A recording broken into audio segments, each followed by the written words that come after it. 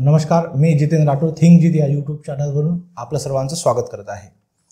तर आज खूप दिवसानंतर आणखी अशा म्हणजे खूप वेगळ्या शिक्षकांचा आपण आज इंटरव्ह्यू घेऊन आलेला आहे. ॲक्च्युअलमध्ये इंटरव्ह्यू म्हटलं की खूप सारे प्रश्न विचारणं, पण मी आता जे तुम्हाला माहीत असेल पॉडकास्ट, त्या पॉडकास्टच्या माध्यमातून आपण थोडंसं खेळीमेळीच्या वातावरणामध्ये आपण बोलत राहणार आहोत. तर ज्यांच्याबद्दल आपण हे पाहत आहोत हे आहेत माझे मित्र श्री संदीप भागळकर सर. तर सर तुमचं माझ्या या यूट्यूब चॅनलमध्ये स्वागत आहे सर. तर सरांच्याबद्दल सांगायचं तर सर स्काउट मास्टर ट्रेनर आहेत, राष्ट्रीय हरित सेना आणि त्याच्यामध्ये कार्यकारिणी सदस्य आहेत. विशेष गोष्ट म्हणजे निसर्गकट्टाबद्दल सांगायचं तर भरपूर गोष्टी आहेत, त्या आपण जसं पुढे पॉडकास्ट जाईल त्यानुसार आपल्याला माहिती मिळणारच आहे. तसं आपत्ती व्यवस्थापन TOT एक्सपर्ट आहेत डिझास्टर मॅनेजमेंटमध्ये. आणि आहारविषयी जर तुम्हाला माहिती घ्यायचं असेल तर भरपूर असं नॉलेज ज्याबद्दल तुम्हाला आणखी जसं माहीतच पडणार आहे. आणि पक्षी हा विषय खूप छान सुंदरतेने समजून सांगून स्वतःही त्यांनी त्याच्यामध्ये गुंतून घेतलेला आहे आणि रिअलमध्ये काम करत आहे. तर आणखी विशेष गोष्ट म्हणजे हे शिक्षक आहेत श्रीमती यशोदाबाई इंगळे विद्यालय जे वेळाला आहे. आणि विशेष गोष्ट म्हणजे आणखी सदस्य आहेत निशांत पतसंस्था याचे. भरपूर काम आहेत. आणखी हे तर मी थोडंसं सांगितलेलं आहे, आणखी खूप साऱ्या गोष्टी आहेत त्या आपण उलगत जाणार आहोत. तर सर माझ्या या चॅनलमध्ये स्वागत आहे सर तुमचं. धन्यवाद. तर पहिला प्रश्न असा असेल सर माझा की ह्या सर्व गोष्टीचा जर विचार केला तर आपल्याला पहिले बालपणापासून सुरुवात करावी लागेल की तुम्ही इथपर्यंत ह्या सर्व गोष्टी करत आहे. निसर्गाबद्दल आणखी विशेष गोष्ट म्हणजे आहारांबद्दल तुम्हाला भरपूर माहिती आहे, आपत्ती व्यवस्थापन, खूप साऱ्या गोष्टीचा जर विचार केला तर मला असं वाटतं की हा शेवटचा विषय असेल. पहिला आपण स्टार्ट करूया तुमच्या म्हणजे सुरुवातीपासून काय कसं. सुरुवातपासून संपूर्ण शिक्षण अकोल्यामध्ये झालेलं आहे. आई वडील दोघंही शेतकरी असल्यामुळे शेतीमध्ये ते थोड्या वेळाच येऊ देत होते, कारण की डाळाचा एकुलता एक असल्यामुळे जास्ती जबाबदारी शेतीकडे येऊ नको असा त्यांचा सल्ला होता. तर परंतु आवड होती. माझं प्राथमिक शिक्षण जिल्हा परिषद शाळेमध्ये झालेलं आहे. त्यानंतर मग माध्यमिकचं शिक्षण हे माझं भारत विद्यालय अकोला इथेच झालं. आणि ते करत असताना चांगले मित्र मिळाले शाळेमधले की जे अजूनही जोडलेले आहेत सोबत. आणि आवड होती मनामधल्या कप्प्यामध्ये, निसर्गाबद्दल एक आस्था होती. आणि डॉक्टर पंजाबराव कृषी विद्यापीठाचा परिसर होता की जो आम्ही शनिवारी बोरं खायला वगैरे असं हिवाळ्यामध्ये येत होतो, फिरायला येत होतो, सायकलिंग करायला येत होतो. तर तो एक मनामध्ये कुठेतरी होता. परंतु बर्ड वॉचिंग वगैरे करणं किंवा आहाराविषयी काही असं खूप काही माहिती नव्हती. निरोगी जीवनशैली होती. माझं वजन पण साधारणतः शालेय जीवनापासून आमचे वर्ग शिक्षकाचं माझं वजन जास्त सारखंच भरत होतं, असं म्हटलं तरी काही वावगं ठरणार नाही. साधारणतः 77 kg 100 किलोच्या आसपास माझं राहत होतं. जिओमध्ये मी म्हणजे शालेय जीवनानंतर मग कॉलेजमध्ये SA कॉलेजमध्ये शिक्षण घेतलं. त्या ठिकाणी पण NSSच्या माध्यमातून चांगले चांगले मित्र मिळाले. त्यावेळेस पण मी म्हणजे आमचे सध्या पंजाबराव कृषी विद्यापीठाचे रजिस्ट्रार साहेब जे आहेत सुधीरजी राठोड, हे मला एक म्हणजे ज्यांना आपण म्हणू की एक गुरु मिळाले असं म्हटलं तरी चालेल. कारण की त्यांनी जे काही त्यावेळेस सल्ले दिले म्हणजे स्पोर्टकडे जायचं, तर मी जिओमध्ये गेलो. माझं वजन जास्त होतं त्यामुळे मला कॉम्पिटिशन नव्हती. जिओ हा खेळ पण नवीन होता. तर मी अबाव 96 kgच्या वेट कॅटेगरीमध्ये खेळत होतो. तर मला तिथं कलर कोड वगैरे सहज मिळालं. परंतु त्यानंतर मग आम्ही कॉलेजमध्ये असताना मराठी लिटरेचर होतं, तर मग त्यामध्ये मारुती चितंबली या पुस्तकात त्यांचा परिचय झाला. आणि मग आमची ओढ पिकवीमध्ये बर्ड वॉचिंग करणं, तेव्हा पण सुधीर राठोड यांचा आणि इतर अनेक मित्र आहेत की जे आजही आम्ही जुळलेलं आहे. आणि NSS मधून एक मला जीवनाला एक वेगवेगळे छंद मिळाले. आज मला असं वाटतं की शिक्षक म्हणून म्हणजे वेगवेगळे छंद असणं आवश्यक आहे, कारण की आपण ती मुलांपर्यंत पोहोचू शकतो. मला बरेच जण म्हणतात की जर का तुम्ही एका क्षेत्रामध्ये लक्ष दिलं असतं किंवा अजूनही लक्ष दिलं तर जास्ती उंची गाठल्या जाते, सर्वदूर परिचित असते. परंतु मला असं वाटतं की आपल्याला विद्यार्थ्यांना वेगवेगळ्या विषयाचं ज्ञान देणं हे गरजेचं आहे.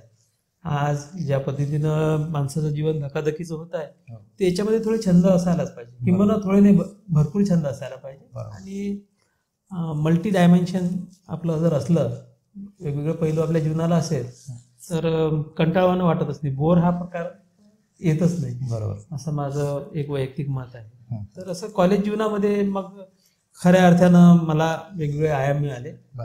आणि मग तिथून मी म्हणजे घराच्या बाहेरचा परिसर जो आहे ज्याला म्हणून आपण थोडंसं वेगळं व्यक्तिमत्व मला मिळालं. याचा क्ल्यू सापडतो आपल्याला. जसं यांचं सरांचं म्हणलं की PQV या म्हणजे PQVचा परिसर. दुसरं त्यांनी एक पुस्तकाचं नाव सांगितलं आणि ते व्यक्तींबद्दल सांगितलं, मारुती चितमपल्ली, ज्यांनी चक्वाचांद नावाचे पुस्तक लिहिलं आहे. खूप छान असं पुस्तक आहे आणि डिटेल आहे. आणि ते IFS होते, इंडियन फॉरेस्ट सर्व्हिसमध्ये, आणि त्यांनी निसर्गासोबत खूप मोठा संबंध आला आणि त्यांनी त्याच्यावर पुस्तक लिहिलेलं आहे. तुम्हाला वाचण्यासारखं पुस्तक आहे. तुम्हाला आणखी त्याच्यामध्ये डिटेल भरपूर माहिती मिळेल. ह्या 2 क्ल्यू मिळाले. तर आपण आणखी थोडंसं मला सर तुमचं बालपणात म्हणजे जे प्रायमरी शिक्षण आणि नंतर प्रायमरी शिक्षणामध्ये नेमकं बाबाचं आईचं नेमकं असा सानिध्य, ते मला आईबाबांबद्दल पण ऐकायला वाटेल आणि प्रायमरी शिक्षणाचं थोडंसं. मूळचे बाबा जे आहेत ते आमचे बुलढाणा जिल्ह्यामधले होते. त्यांचं अतिशय खडतर असं जीवन जगलं. सतत कामात राहणे. ते सुद्धा कबड्डीचे एक चांगले उत्कृष्ट खेळाडू होते. आणि मोहता मिल सारख्या मिलमध्ये ते काम करत होते. काम करता करता सोबत शेती करणे आणि इतर जे काही करता येईल ते करत होते. आणि एकुलता एक मुलगा असल्यामुळे त्यांना याच्यासाठी काहीतरी करावं हा त्यांचा मुख्य उद्देश होता. मला काही आला नाही तरी चालते, सुरक्षितता ही माझी त्यांच्यासाठी जास्ती प्रायोरिटी होती. परंतु जसजसं मी मोठं होत गेलो तर त्यांचे संस्कार, आईचे मला योगायोगाने म्हणजे 2 आईचं मातृत्व मिळालं. त्यामुळे एक आई सोनवणे कुटुंबाची होती, तर तिला कलेची आवड होती, मूर्ती करत होती ती. तर त्यामुळे मला जसं मी शाळू मातीचे गणपती वेगवेगळ्या शाळांमध्ये वर्कशॉप म्हणून घेत असतो राष्ट्रीय हरिसेनेच्या माध्यमातून. ते एक आहे. म्हणजे ज्या निमित्ताने म्हणजे मन की बात मध्ये सुद्धा त्या कृतीचा उल्लेख झाला. आमची जी निसर्ग कट्टा संस्था आहे, संस्थापक सदस्य अमोल सावंत आहे. तर असं हे पर्यावरणाचा गाळा आमचा म्हणजे होत असताना याच्यामध्ये घरातले संस्कार पण तेवढेच कामात पडले. मला जी लहान आई आहे ती पण कष्टाळू होती, आहे अजूनही. तिचे म्हणजे काही ना काही तिला करत राहावं वाटतं. आता घरामध्ये आजूबाजूने कुत्र्यांचं संगोपन असतो, त्याच्यामध्ये तिची मदत, झाडं लावणे वगैरे ह्या गोष्टी लहानपणापासून घडत होत्या. परिसरातल्या चिमण्यांचं संगोपन करणं, जसं जमेल तसं हे संस्कार जे आहेत. कुटुंबाचं मला चांगला सपोर्ट होता, लाडाचं होतं असं म्हटलं तरी काही हरकत नाही. तर असं हा माझं बालपण गेलं.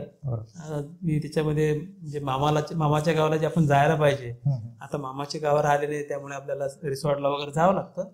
परंतु ज्या ज्या ठिकाणी नाही शक्य झालं तरी जे सुट्ट्यांमध्ये खेळामध्ये जावं मुलांनी, असं अजूनही माझं भर आहे. त्यामुळे जे माझे नातेवाईक आहेत, मग ते कंचनपूरला असो, माझं जे आजोळ आहे गारडगाव म्हणून खामगावच्या जवळ गाव आहे, तिथं नदी आहे, त्या ठिकाणी मी जाण्याचा प्रयत्न करतो. मुलांना आजही पाठवतो, कारण की ह्या गोष्टी त्यांच्या जीवनामध्ये कुठेतरी त्यांना वेगळी कलाटणी निश्चितच देऊ शकतील.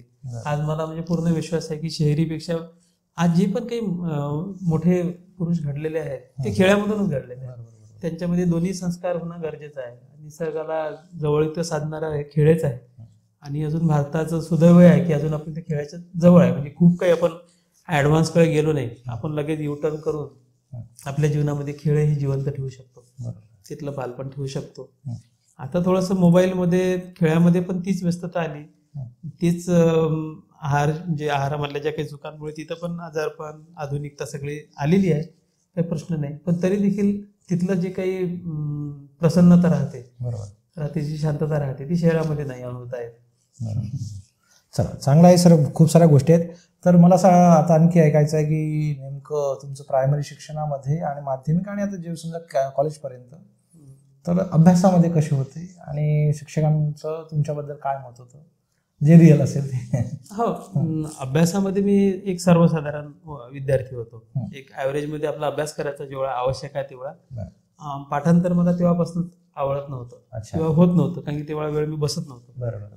परंतु मुद्दे लक्षात ठेवणे आणि मग त्याचं इलिस्ट्रेशन करणे, त्याचा जो काय आहे. आणि आज सर्वांनाच माहिती आहे विद्यार्थ्यांना की 10वी पर्यंत आपण सहज पास होऊ शकतो जर आपण प्रामाणिकपणे शाळेत गेलो आणि जेवढं शिक्षकांनी सांगितलं तेवढं आपण केलं तर काही मोठी गोष्ट नाही. आणि शिक्षक मी म्हणजे जास्ती खोडकर नव्हतो, शांत होतो. तर त्यामुळे शिक्षकांना तर म्हणजे जे शांत मुलं आहेत ते निश्चितच आवडतात. त्यामुळे शिक्षकांचं माझ्याबद्दल सकारात्मक मत. आणि प्रत्येक वेळेस मी पॉझिटिव्ह राहतो. तुम्ही कुठलंही काम सांगितलं, जबाबदारी सांगितली तर ती पूर्ण करायची आणि त्याच्यातूनच माणूस घडतो. तिथं कुठे आपल्या मनामध्ये दुजाभाव नाही आणायचं की मला हेच काम का बरं सांगितलं आणि जबाबदारी, साधी जबाबदारी का बरं दिली. जी जबाबदारी दिली ती. आणि त्याच्यामध्ये एक तो पण माझं एक होतं की मी लहानपणी लाजत होतो, वजन जास्ती होतं माझं खूप. प्रचंड होतं, त्यामुळे चिळत होती मुलं. मला थोडंसं लाज वाटत होती. त्यामुळे मी लहानपण माझं थोडंसं निसर्गामध्ये गेलं, एकट्यामध्ये राहण्यात गेलं. 2-3 जो मित्रांचा ग्रुप असतो त्याच्यामध्ये गेलं. पण मी सार्वजनिक ठिकाणी म्हणा किंवा भाषण, निबंध स्पर्धा, वक्तृत्व स्पर्धा याच्यामध्ये मी कधी नव्हतो. तो भाग तेव्हा डेव्हलपच नव्हता झाला. परंतु तो मात्र ग्रॅज्युएशन माझं म्हणजे ग्रॅज्युएशनमध्ये झाला. 12वी 10वी पर्यंत माध्यमिक शिक्षण मी भारत विद्यालयाला केलं. त्यानंतर मग मी 11वी 12वी कॉमर्स केलं, की जे माहित होतं की तिकडं म्हणजे माहित नव्हतं तेव्हा, त्यामुळे थोडासा निर्णय चुकला तो. आणि नंतर मग एस ए कॉलेजमध्ये माध्यमिक जे ग्रॅज्युएशन झालं त्याच्यामध्ये मात्र मग आम्हाला चांगले चांगले शिक्षक पण मिळाले, तिथं मित्र मिळाले. आणि NSSचा जो ग्रुप होता मग तिथं आमचं शिंदखेडला जे शिबिर झालं, आणि त्यावेळेस मी पहिल्या वेळेस कुटुंबापासून पहिल्या वेळेस दूर राहिलो. त्याच्या अगोदर मला एवढी काही परवानगी नव्हती फिरण्याची वगैरे, एकटा असल्यामुळे जाण्याची नव्हती. आणि त्या ठिकाणी मग भालेराव मॅडम एस ए कॉलेजला होत्या, त्यामध्ये मराठी अध्यापक मंडळ, त्यामध्ये मग छोटंसं स्पीच द्यायचं, आभार प्रदर्शन करायचं. याच्यातून मग स्टेज डेअरिंग वाढली. त्या ठिकाणी NSSच्या कॅम्पमध्ये अजिंक्य ॲडव्हेंचर ग्रुप या एका NGO सोबत परिचय झाला. त्याच्यामुळे मग त्याच्यानंतर कॉलेज जीवनामध्येच मग ट्रॅकिंगला जाणे, नरनाळा फिरणे, मेळघाटला जाणे. आणि मग हे मित्र पर्यावरणामधले मिळायला लागले की जे जास्ती मला म्हणजे वेगवेगळे आयाम देण्यासाठी उपयोगी ठरले. टायगर सेन्सेस नावाचा एक प्रकार मेळघाटमध्ये असतो पौर्णिमेच्या वेळेस. त्यामध्ये संजय चोपडे जे सध्या ॲडव्होकेट आहेत ते, अमोल सावंत, आणि असं 3 जण. धारणीच्या जवळ एक गाव होतं मांगिया नावाचं, कोलखास वगैरे ज्या ठिकाणी आहे, त्या ठिकाणी 8 दिवस राहिलो. आणि तिथून मग जंगल खूप जवळून पाहिलं, आणि जे जंगलाबद्दलची भीती होती ट्रेकिंग करतानाची सुरुवातीला ती निघून गेली. किंवा वाघ आपल्यावर काही अटॅक करत नाही आहे, आणि जंगलामध्ये जी शांतता असते, जी प्रसन्नता असते, आणि तो कूलनेस असतो, तो कुठे अनुभवता नाही. म्हणजे कदाचित भविष्यामध्ये डॉक्टर सुद्धा अशा थिरीपी लिहून देतील की काही दिवस तुम्ही जंगलामध्ये जाऊन राहावं, की जेणेकरून निरोगी तुम्ही होऊ शकता. असं संधी येत गेल्या. त्यामध्ये मग वेगवेगळ्या मोठ्या NGOचा परिचय झाला, त्यांच्यासोबत संपर्क आला. जसं सातपुडा फाउंडेशन आहे, त्यानंतर किशोर रेड्डी आहेत जे राज्य वन्यजीव सल्लागार मंडळाचे सदस्य आहेत, ती निसर्ग संरक्षण संस्था आहे. त्यामध्ये मग पर्यावरण शिक्षणाच्या काही जबाबदाऱ्यांचे कॅम्प केले. BNSC संस्था आहे, त्यांच्यामध्ये कार्यकर्ता म्हणून राहत गेलो मी. आणि मग नोकरी लागल्यानंतर त्याचा पुन्हा उपयोग झाला पर्यावरण शिक्षणासाठी म्हणा, किंवा राष्ट्रीय हरित सेनेसाठी त्याचा उपयोग होत गेला. तसं ते म्हणजे ॲडव्हेंचरकडे सुरुवातीला गेलो. त्यानंतर ॲडव्हेंचरमधून मग आपलं पर्यावरण संरक्षण, संवर्धन ह्या गोष्टीचा अभ्यास होत गेला हळूहळू. तर सर, जसं आता तुम्ही मॅडमबद्दल सांगितलं, भालेराव मॅडमबद्दल, की ज्यांच्यामुळे तुमच्यामध्ये जे काही बोलण्याची एक स्किल थोडीशी समजा डेव्हलप होत गेली. मला असं आणखी ऐकायचं आहे की जे तुमचे प्रायमरीचे शिक्षक असतील किंवा आणखी काही जे शिक्षकांमध्ये तुम्हाला आढळते की ज्यांच्या काही गुणांमुळे तुमच्यामध्ये ते सुप्त गुण डेव्हलप होत गेले. कारण विशेष गोष्ट कशी आहे की प्रायमरीचे शिक्षण, माध्यमिकचे आणि कॉलेजच्या ह्या शिक्षकांचाच खूप मोठा इफेक्ट असतो आपल्या. प्रश्नच नाही. आणि खरं तर प्रत्येकाने आयुष्यभर विद्यार्थीच असावं, आणि विद्यार्थी असतोच. आणि प्रत्येक वेळेस आपल्याला कोण काय शिकवेल हे आपण सांगू नाही शकत. आणि आपल्याला शिकवण्यापेक्षा आपणच त्या गोष्टी घेत असतो. जसं आम्हाला पांडे सर होते आम्हाला शिकवायला भूगोल विषय. तर आज माझा भूगोल विषय मला म्हणजे चांगला अभिमान वाटतो की मी चांगल्या प्रकारे शिकवतो. मी नाही म्हणत असे, माझे विद्यार्थी आहेत की जे मग नंतर MPSCच्या परीक्षेला जातात तेव्हा ते सांगतात, आपण तर शिकवतोच, सर्वांना सारखं शिकवतो, पण तेव्हा ते सांगतात की सर तुम्ही जे आम्हाला भारत शिकवला किंवा जो काही भौगोलिक घटनाक्रम शिकवला तो आम्हाला MPSC मध्ये खूप उपयोगी ठरला. तिथं पण त्या क्लासमध्ये एवढ्या गोष्टी घेतल्या जात नाही. तर असे जेव्हा विद्यार्थी सांगतात तेव्हा लक्षात येतं की नाही, आपण ठीक आहे, आपण त्या गोष्टीकडे करत आहे. तर माध्यमिकमध्ये पांडे सर होते, त्यानंतर पाटील सर होते की त्यांच्यामुळे माझं गणित चांगलं झालं. नाही तर मग मी तोपर्यंत म्हणजे 8वी पर्यंत, माझं 7वी पर्यंत विशेष गणित नव्हतं किंवा आवडीचा विषय नव्हता माझा. परंतु तिथनं माझा त्याच्यामध्ये सुधारणा झाली. जिल्हा परिषद शाळेमध्ये असताना एक फुलंबरकर सर होते, फुलंबरकर सर. तर त्यांचं म्हणजे ते आपुलकी, त्यांचा मुलगा त्या शाळेमध्ये होता, तो एक भाग चांगला होता. त्यानंतर मग शाळेमध्ये असताना पण मी धडपडतच होतो की काहीतरी चांगलं मिळावं म्हणून NCC मध्ये मी जाण्याचा प्रयत्न केला. परंतु इतकं वजन होतं, 70-75 किलो कदाचित तेव्हा पण शाळेमध्ये वजन असेल, तर त्यामध्ये रनिंगमध्ये मी काही कॅपेबल ठरलो नाही आणि त्याच्यापासून मी वंचित राहिलो. कदाचित NCC मला लहानपणी मिळाली असती तर एक वेगळं डायमेन्शन जीवनामध्ये निश्चितच प्राप्त झालं असतं, पण अशी काही उणीव नाही आहे. त्यानंतर मग कॉलेजमध्ये तिथं मग धारणे सर होते आम्हाला शिकवायला चांगले, भालराम मॅडम होत्या, त्यानंतर वजिरे सर होते इतिहास जिवंत करून सांगणारे कॉलेजमध्ये असताना. आणि आमचे मित्र खूप छान म्हणजे होते, त्यात योगेश जयस्वाल अजूनही जोडलेला आहे, अनंत बोराळकर असेल, त्यानंतर संजय चोपडे असतील वकील. वेगवेगळ्या क्षेत्रामधले जे मित्र आहेत ते म्हणजे आज वेगवेगळ्या क्षेत्रामध्ये काम करत आहेत, परंतु निस्वार्थ भावनेने आजही एकमेकांसोबत जोडलेले आहेत ते. आणि मला असं वाटतं की हे सगळे जेव्हा वेगवेगळे पैलू आपल्याला मिळतात तेव्हा आपण जास्ती खुलतो. तर त्यांचा निश्चितच सर्वांकडून आपण या गोष्टी आत्मसात करून आपली वाटचाल आपण करत असतो. तर सर आणखी विशेष गोष्ट म्हणजे ह्या सर्व गोष्टी आहेत की ज्या तुमच्या लाईफमध्ये समजा जीवनामध्ये सर बदल करतील. तर आणखी समजा तुम्ही DED कडे कसे वळले किंवा जे शिक्षक व्हायचं तर नेमकं कसं कुठून काय कसं की बरेच जण वेगवेगळ्या क्षेत्रात जाण्याचा प्रयत्न करतात. म्हणजे एक तर एकुलता एक असल्यामुळे वडिलांची नेहमीपासून इच्छा होती की ज्याच्यामध्ये बदली होणार नाही असं क्षेत्र निवडायचं. त्यांची इच्छा जवळ राहिलं पाहिजे. त्यांची इच्छा होती वकील व्हावं की जेणेकरून कुठल्याच अडचणी येत नाही. परंतु ते क्षेत्र मला आवडत नव्हतं, कारण की त्या क्षेत्रामध्ये जे पण लोक येतील त्यांचा जो विचारांचा प्रभाव आहे निश्चितच आपल्यावर तो प्रभाव काही ना काही वेगळ्या गोष्टी टाकू शकतो आणि आपण तिथं म्हणजे कॅपेबल नाही राहू शकत किंवा आपण डिस्टर्ब होतो. असं नाही की ते क्षेत्र वाईट आहे म्हणून, परंतु 10वीमध्ये माझा DED ला नंबर लागला होता, परंतु आई वडिलांची इच्छा नव्हती की अकोटला जाऊन करावं, एकुलता एक मुलगा असल्यामुळे तेव्हा त्यांनी जाऊ नाही दिला. पण मग ग्रॅज्युएशन नंतर मग मी BED ला गेलो पुसदला. गुणवंतराव देशमुख विद्यालय आहे तिथं, प्राध्यापक महाविद्यालय, आणि तिथं पण खूप चांगले मित्र आम्हाला मिळाले की जे आजही आम्ही 25-30 जे मित्र आणि मैत्रिणी जे आहेत ते एका ग्रुपच्या माध्यमातून आम्ही संपर्कात आहे. आणि दरवर्षी आमचं गेट टुगेदर वेगवेगळ्या ठिकाणी होतो आणि ते पण निस्वार्थ भावनेने एकमेकांसोबत आमच्या भेटी होतात. त्यांच्याकडनं पण मला आजही शिकायला मिळतं. काही जणांकडे जे वेगवेगळे व्यवहारिक स्किल आहे, काही जणांकडे प्रामाणिकपणा आहे, काही जणांकडे व्यावसायिक कौशल्य आहे, ते निश्चितच आपल्याला मार्ग दाखवतच राहतात. तर तो एक काळ माझ्यासाठी अतिशय जास्त विविधतेने गेला, कारण की गावामध्येच राहत असताना जरी मी वेगवेगळे अनुभव घेतले तरी देखील त्याला मर्यादा होत्या. कोणी परिचित मिळेल वगैरे काय, तर आई वडिलांचं बदरेशन जास्ती फिरू नको वगैरे. परंतु मग BED मध्ये पुसदला आम्ही आजूबाजूचा सगळा परिसर, कुठे तो माहूरचा गड असेल किंवा तिकडचा शेख फरीद नावाचा एक छोटासा धबधबा आहे माहूरपासून जवळचा तो असेल, इसापूर धरण असेल, आम्ही मित्र बिंदास भरपूर सहली काढत होतो. BED मधली पण सहल गेली आणि त्यामुळे आमच्या आज पण त्या मित्रांचं बॉन्डिंग जे आहे ते खूप सुंदर अजूनही टिकलेलं आहे. आज 2000 म्हणजे 1999ची बॅच कदाचित ती असेल, 98-99ची. आज इतक्या वर्षानंतर पण आम्ही एकमेकांसोबत संपर्कात आहे चांगल्या प्रकारे. बरोबर. तर मग BED झाल्यानंतर मग जॉईनिंगचं कसं, कुठे शाळेबद्दल काही एखाद वर्ष मी नॉन ग्रँटला काम केलं, तिकडचे थोडेसे वेगळे अनुभव आले, त्यामुळे मग त्यानंतर वेळा या ठिकाणी जाहिरात निघाली आणि तिथं मला तेव्हा काही अनुभव पण कमी होता. काही काही ठिकाणी माझे चांगल्या ठिकाणी पण मला मिळू शकली असती, परंतु मी गेलो नाही तिथं इंटरव्ह्यूला. जाऊ द्या, इतक्या लवकर काय जायचं. पण मित्रांनी म्हटलं की राहू दे.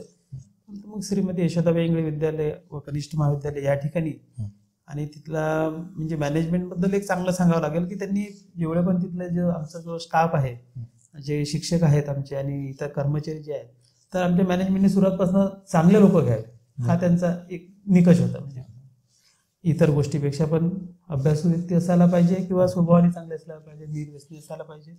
त्यातनं तिथला सगळा स्टाफ चांगला होता. त्यांनी मला निवडलं त्या ठिकाणी आणि गेल्या 22 वर्षापासून म्हणजे 2001 पासून मी त्या शाळेमध्ये माध्यमिक शिक्षक म्हणून काम करत आहे आणि आनंद घेत आहे सगळ्या गोष्टीचा. मुलांना मार्गदर्शन असो, काही उपक्रम असो, आणि शाळेचं नाव चांगलं आहे बाळापूर तालुक्यामध्ये, त्यामुळे निश्चितच काही काही प्रशिक्षणाच्या संधी येत गेल्या आणि मग एक अजून जबाबदाऱ्या वाढत गेल्या. आणि त्याच्यात मग राष्ट्रीय हरित सेना आहे, त्यानंतर स्काउट गाईड आहे, त्यानंतर आपत्ती व्यवस्थापन आहे. याच्याकरता तेव्हाचे जे मुख्याध्यापक आहेत त्यांचं मोठं योगदान आहे की त्यांनी प्रत्येक वेळेस सोडलं. कारण की जेव्हा एखादा शिक्षक शाळेवर कुठल्या तरी ट्रेनिंगला जातो तर निश्चितच तिथल्या इतर शिक्षकांवर बराच ताण येतो. आज आपण पाहतो की विद्यार्थ्यांची जबाबदारी राहते, परंतु ते सगळं होत गेलं. मी घडत गेलो, विद्यार्थ्यांना पण त्याचा फायदा निश्चितच होताना दिसतो. आज माझी विद्यार्थी हा निसर्ग कट्टाचा अध्यक्ष आहे, शेख अजीम म्हणून, तर हे त्याच्यामधली एक पावती आहे. आणि सगळेच विद्यार्थी चांगले होते आमचे. आज अनंत राऊत म्हणून आहे, हा एक चांगला कवी, आज सर्वांना परिचित आहे.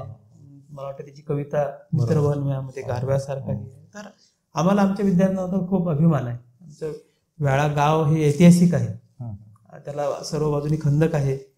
शिवाजी महाराजांचं जे एक पत्नी होती त्यांच्या संबंधित आमचं गाव आहे, आणि गावाच्या बाजूनी खंदकाचा परकोट आहे. तर मध्यंतरी आपल्या शिक्षणाधिकारी पाटेकर मॅडम आणि त्यांचं कुटुंब यांना पण मी घेऊन गेलो होतो. त्यांना ऐतिहासिक घरं पाहण्याचा खूप छंद आहे, डॉक्टर सुचिता पाटेकर यांना. तर असं गाव आहे आमचं की जे जाताना शेगाव रस्त्याने लागतं, अकोला शेगाव मधात बाळापूरचा जो रस्ता आहे त्या हायवे रोडवर आहे.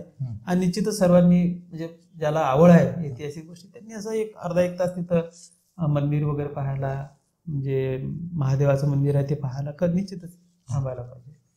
तर सर म्हणजे असं तुम्ही जसं तुमच्या शाळेबद्दल, कॉलेजबद्दल, आणखी बरंचसं समजा एज्युकेशन सर्व झालं आणि फॅमिलीबद्दल पण सांगितलं.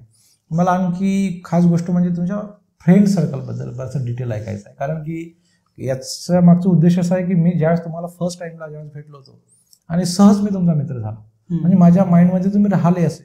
आणि मित्र होणे हेपेक्षा समोरचा व्यक्ती ज्या पद्धतीनं आपल्यासोबत एक बॉन्डिंग करण्याचा प्रयत्न करतो, तर तुमच्यामध्ये वेगळं असं म्हणजे तुम्ही चेहऱ्यावरचं जे हास्य आहे आणि दुसऱ्याला आपलंसं करून घेणं आणि प्रेमळपणाने वागणं, ह्या सर्व काही गोष्टी तुमच्यामध्ये मला पहिल्याच दिसल्या. आणि जे काही आपत्ती व्यवस्थापनाचा जो विषय होता त्यानंतर बऱ्याच स्काउटच्या वेळेस अशा खूप साऱ्या गोष्टीमध्ये तुमच्यामध्ये मला खूप सारे गुण दिसले. आणि मी सहज तुमचा असं सहज मित्र झालो, म्हणजे एकदम खूप साऱ्या डिटेलमध्ये घेतला. माझं मी प्रत्येक क्षेत्रामध्ये काम करत असताना तिथला जो समूह आहे त्याच्यावरच लक्ष केंद्रित करतो की तो जर चांगला पॉझिटिव्ह सकारात्मक असेल, तिथलं कुठलं राजकारण नसेल, म्हणजे ओळाताण नसेल आणि रस्सीखेच नसेल पदासाठी वगैरे, तर अशा ठिकाणी मी राहण्याचा प्रयत्न करतो. आणि मग मी सांगितलंच ना की म्हणजे माझं आज म्हणजे एक मोठी पुण्याई आहे ती की मित्र सगळ्याच प्रकारचे आहेत. आणि कुठल्याच स्वार्थीपणा त्याच्यामध्ये नाही, निस्वार्थ भावनेने कधीही. म्हणजे घरी आम्हाला आश्चर्य वाटते, माझ्या घरी सुद्धा कुटुंबात, की म्हणजे मुलं म्हणा किंवा पत्नी म्हणते की तुम्हाला घरी कोणी भेटायला येत नाही, घरी येतात किंवा असं नाही, किंवा फोनवर पण काही असं खूप तुम्ही नसता, सोशल मीडियावर पण खूप नाही राहत, व्हॉट्सअप किंवा फेसबुकवर वगैरे, पण तुमचे मित्र आता आमचे मित्रासारखे नाही आहेत. तर ते एक अभिमानाची पण गोष्ट वाटते की म्हणजे मला असा विश्वास आहे की जर मी काय भारत भ्रमण करायला निघालो तर मला कुठे हॉटेलमध्ये थांबायचं काम नाही पडणार. म्हणजे चांगले परिचित वेगवेगळ्या ट्रेनिंगमुळे म्हणावं, कारण की बऱ्याच ठिकाणी रिसोर्स पासून होऊन जातो, काही ठिकाणी ट्रेनिंग घ्यायला जातो. पर्यावरणाचे पण राज्यस्तरीय प्रशिक्षण वगैरे आहे. त्यानंतर नवोपक्रम मध्ये जेव्हा माझा राज्यस्तरावर पहिला नवोपक्रम आला होता, वेस्ट मॅनेजमेंट, कचरा व्यवस्थापन वगैरे 2 वेळा तसा आला, तर त्या निमित्ताने जे काही ट्रेनिंग केले आणि सर्वांसोबत प्रेमाने बोललं. तर आणि माझं बोलणं हा माझा छंद आहे. कधी कधी घरचे म्हणतात की विनाकारण जास्ती बोलत राहता तुम्ही. पण प्रवासामध्ये काही लोक तर असे होतात की प्रवासामध्ये एका प्रवासात परिचित झालेले असतात आणि मग अजूनही ते 10 वर्ष झाले, 15 वर्ष झाले संपर्कात राहतात. कधी त्यांचं म्हणजे कौतुक वाटतं की ते आपल्याला बोलावतात, ते आमच्या घरी येतात, जाणं होत नाही, ते येत नाही, तो भाग निराळा आहे, परंतु म्हणजे हार्डली इन्व्हिटेशन त्यांचं राहतं. त्यामुळे जम्मू काश्मीर पासून तर कन्याकुमारी पर्यंत खूप प्रवासाची अडचण येणार नाही असे खूप मित्र, खूप छान. आणि जवळचे तर आहेतच, नातेवाईक पण आहेत सगळे की जे पण वेगवेगळ्या प्रकारचे आहेत आणि सगळेजण सहकार्य करणारे आहेत, जुळलेले आहेत. तर आता सर स्काउट आणि निसर्ग कट्टा या 2 गोष्टीचा आपण थोडासा डिटेल देऊ, कारण निसर्ग कट्टा हा खूप मोठा वास्ट विषय आहे. आणि ज्यावेळेस मी फर्स्ट टाइम माझा मित्र आहे व्यंकटेश मुजुमदार, आम्ही सोबत BSc ला होतो, त्यावेळेस मला निसर्ग कट्टाबद्दल थोडीशी माहिती मिळाली होती. आणि नंतर मग आता हे समजा तो सर्कल वाढत गेलेला आहे, तर मला थोडंसं त्याच्याबद्दल सर्वांनाच ऐकायचं. प्रश्नच नाही. आम्ही कॉलेज जीवनापासूनच, कॉलेजमध्ये असतानापासूनच पर्यावरणासाठी उपक्रम करत होतो. त्याला काही कुठल्या संस्थेचं नाव नव्हतं. आणि एक शाखा म्हणून आम्ही सातपुडा फाउंडेशनचं काम, कारण की किशोर रिठी जे आहेत अमरावतीचे, ते खूप डिव्होटिव्ह पर्सनॅलिटी आहे. त्यानंतर निशिकांत काळे, प्राध्यापक निशिकांत काळे, हे सुद्धा खूप चांगल्या प्रकारे आमच्यावर त्यांचा परिस्पर्श म्हटलं तरी चालेल निसर्गाच्या बाबतीमध्ये. आणि निश्चितच सुधीर राठोड जे आमचे मित्र होते त्यांना पण या सगळ्या गोष्टीचे छंद होते. आम्ही कॉलेजमध्ये असतानाच कागदांपासून वह्या तयार करणे असे उपक्रम करायचे, त्यानंतर कचऱ्यापासून होळी तयार करणे असे उपक्रम करायचे. तर ह्या गोष्टी करत असताना एक मग स्वतःचं व्यासपीठ असावं, एक मित्रांचा म्हणजे विद्यार्थ्यांचाच एक मित्र ग्रुप झाला मग असावा म्हणून मग आमचे एक ग्राफिक डिझायनर आहेत अमोल सावंत म्हणून. मग ते आमच्यापेक्षा जास्ती कल्पक यामध्ये आहेत, त्यांच्या ज्या आयडियाज राहतात त्या खूप इनोव्हेटिव्ह राहतात. आणि म्हणून मग आम्ही निसर्ग कट्टा नावाची संस्था सुरू केली आणि ते विद्यार्थ्यांची चळवळ आम्ही काय त्याच्यामध्ये आहे म्हणून आहे. आणि अमोल सावंत त्याच्यामध्ये आजही वेगवेगळ्या कल्पना वेगवेगळे उपक्रमची एक गुंफण करत राहतात. आणि आम्ही एक जेव्हा जसं जसं शक्य झालं तसं तसं सहकार्य करत राहतो किंवा जो भाग मला येतो तो मी त्याच्यामध्ये भूमिका घेतो. बाकी मग त्याच्यामध्ये अनेक कार्यकर्ते आहेत. कोणते काय निसर्ग कट्टा हे विद्यार्थ्यांसाठी काम करणारी चळवळ आहे. आज मला म्हणजे त्याबद्दल खंत वाटते की आज पर्यावरणाच्या ऱ्हासामुळे सगळ्या समस्या निर्माण होत आहेत.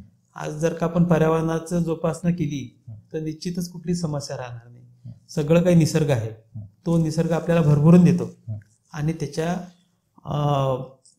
म्हणजे आपण ऋण फेडू नाही शकत. तर त्याचं ऋण फेडण्यासाठी का होईना जसं जमेल तसं आपण करावं.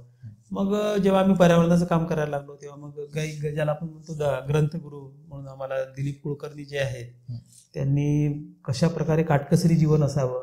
निसर्ग काही असं नाही की फक्त वृक्षारोपण केलं तरच आपण निसर्ग संरक्षण करू शकतो, बर्ड वॉचिंग केली म्हणजेच आपण खूप मोठा निसर्ग संरक्षण करतो असं नाही. तर घरामधल्या छोट्या छोट्या गोष्टींचं संगोपन आपण केलं, बचत केली, विजेची बचत केली, सगळ्या काटकसरी जीवनशैली सांभाळली, निरोगी जरी राहिलो आपण तरी देखील मोठं काम होत असतं. आणि मग त्या निमित्ताने मग आम्ही आमचा जो ग्रुप आहे विद्यार्थ्यांसाठी नैसर्गिक सहल अरेंज करणे झालं. त्यानंतर मी म्हणजे स्काउट गाईडमध्ये असा किंवा राष्ट्रीय हरित सेनेमध्ये जेव्हा मी आलो तेव्हा धामगे साहेबांच्या प्रयत्नांमुळे माझं नाव एक मास्टर ट्रेनरमध्ये आलं की जे तालुक्याला एक मास्टर ट्रेनर असा राहतो त्याच्यामध्ये. तर मग त्याच्यामध्ये भारती विद्यापीठ जे आहे पुणे त्यांनी आम्हाला प्रशिक्षण दिलं. छोटंसं प्रशिक्षण होतं शाळू मातीच्या गणपतीचं, त्याच्यामधला एक भाग होता 1-2 तासाचा होता. पण एक निसर्गाची कृपा म्हणा किंवा एक घरामधले संस्कार म्हणा मी मग चांगल्या प्रकारे त्या मूर्त्या बनवायला लागलो फक्त शाळू मातीच्या गणपतीबद्दल की आपल्याला प्लॅस्टर ऑफ पॅरिसला एक पर्याय म्हणून द्यावा आणि मुलांमधले सुप्त गुण बाहेर काढावे. काही प्लॅस्टर ऑफ पॅरिसचा तो वापर होणारच आहे, तो काही आपण थांबवू शकत नाही. त्यामध्ये पण बराच रोजगार मूर्तिकारांना मिळत असतो.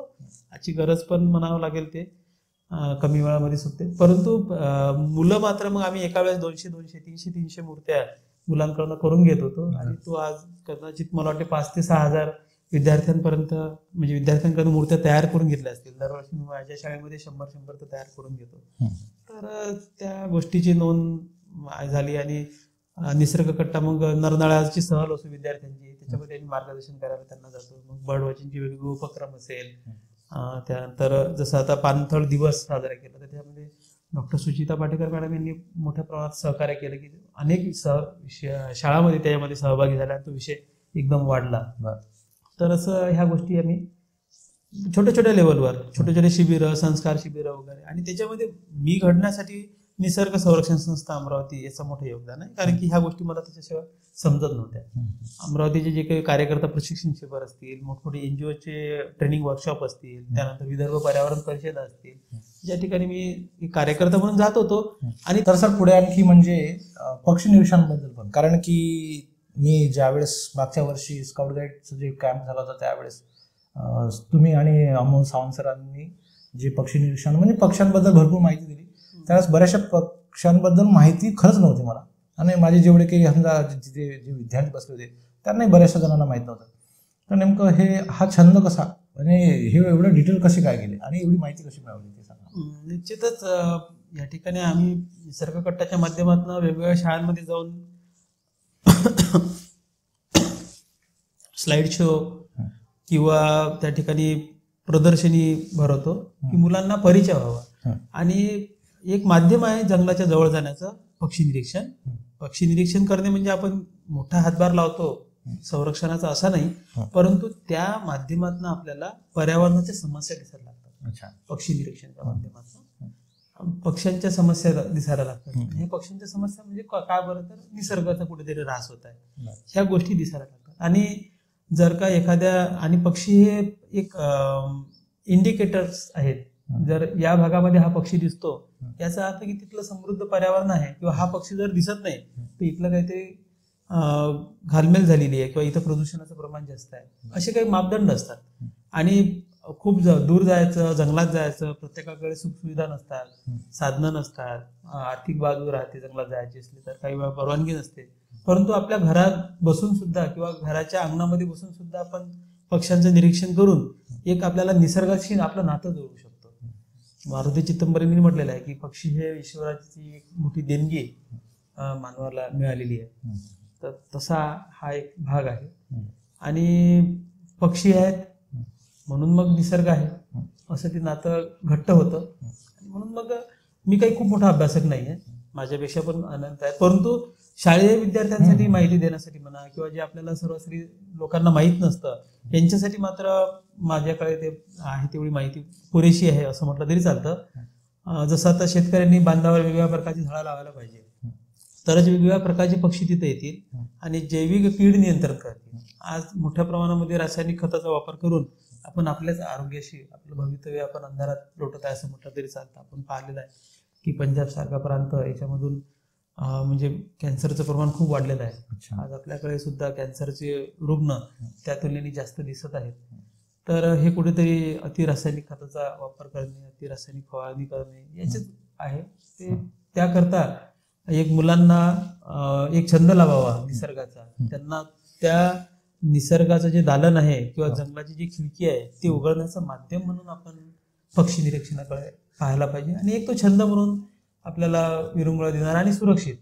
जसं मग आता त्याच्यामध्ये सर्पमित्र हे सुद्धा एक क्षेत्र आहे, त्यामध्ये सुद्धा विद्यार्थी जाऊ शकतात. परंतु सुरुवातीला कोणी याला होकार देणार नाही, आई वडील त्याला परवानगी देणार नाही. परंतु जेव्हा तो हळूहळू पक्षी जंगलामध्ये जाईल, पहिले गावातल्या पक्ष्यांचं निरीक्षण करेल, त्याला छंद असला तर तो जंगलाकडे जाईल, त्यातनं तो एक त्याचं करिअर ऑपॉर्च्युनिटी त्याला तिकडे हळूहळू दिसू शकतात आणि तो निसर्गाची सेवक म्हणून चांगलं काम करू शकतो.